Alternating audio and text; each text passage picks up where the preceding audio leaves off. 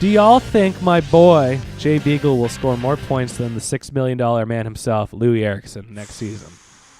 Great. This is a great question. Yeah, it's a good question because I don't expect much from either of them offensively.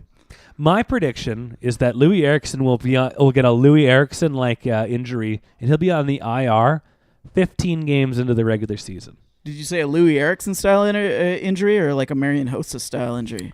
No, because Marian Hossa has a weird mystery. I hear that one's legit. Maybe it's like a Chris Pronger type injury. No, I'm talking about one where it's like, oh man, I got a puck off my hand in practice, and there's a lot of bones in there.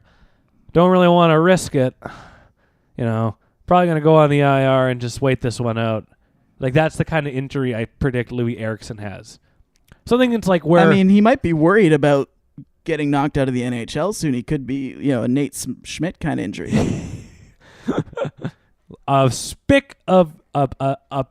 pinch of salt in an Olympic-sized swimming pool. That's how much banned substance I had in me. Do you know much about like drug consumption and like how much? Because like everyone on Twitter, like Vegas Golden Knights Twitter, was using that example, or like that was one of the key things. He's such a good guy, and it was barely anything. And I'm like, I don't know anything about drugs. Maybe that's a lot of drugs relative to when they tested. Like, unless you know.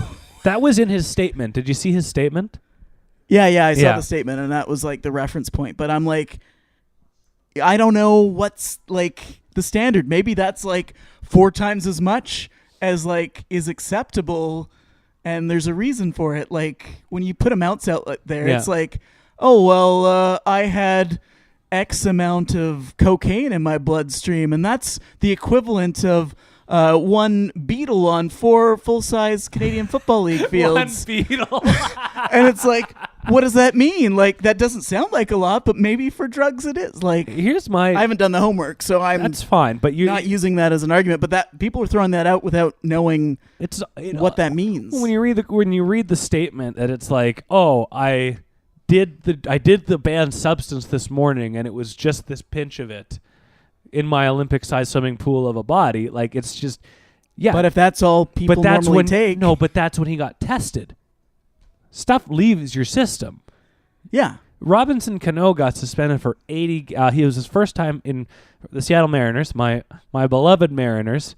One of their franchise players got suspended for the first time in his career, and he's been in the majors for, I'd say 10, maybe 10, 12 years. He's always been clean. He got suspended because he had a diuretic in his system. So he was using something to flush his system, which, as he said, perfectly legal and perfectly normal thing that's prescribed in the Dominican Republic. People are referenced, and I don't know.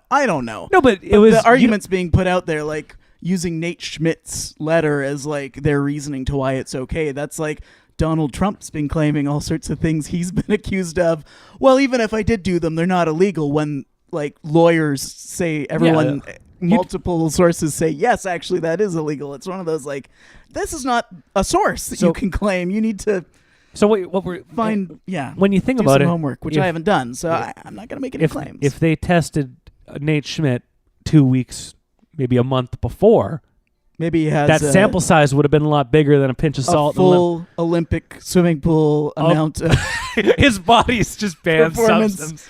So anyway, I'm not making judgment on him, but it's one of those things where I'm like, you know what? These are in place, and it's not something that we've had a lot of in the NHL. If it is a problem, we shouldn't be getting mad at them for calling this after letting it go for so long. It should be like, no, let's enforce it all properly.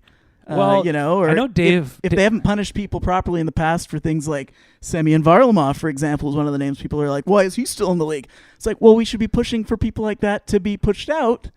Like Voyanov not being allowed to come to the NHL, rather than being like, well, if this is what we've done in the past, we should let everything go moving forward. It's like, no, it's good to see them making some changes if this is a thing that they're worried about creeping into the game right now. Dave tweeted out, my hope is that common sense rules the day and Nate Schmidt will have a suspension overturned. I think his appeal has already been lost.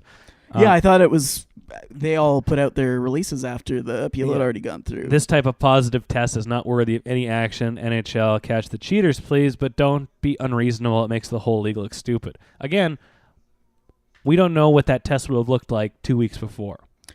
And that's how maybe Dave's done more homework, but he hasn't posted it, so I'm not gonna say like. And yeah, we don't know, but I'm just saying, like, I also know this: people that get caught, they didn't do anything wrong. Yeah.